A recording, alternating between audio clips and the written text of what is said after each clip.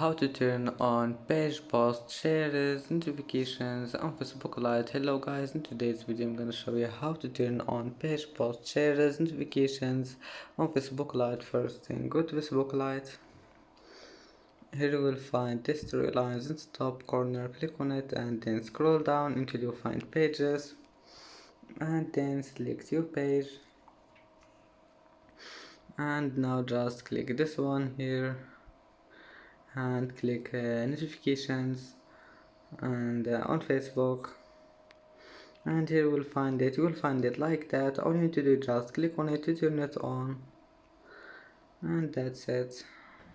And that's it for today's video. If you like this video, please don't forget like and don't forget subscribe, and thank you for watching this video until the end, and see you in the next video.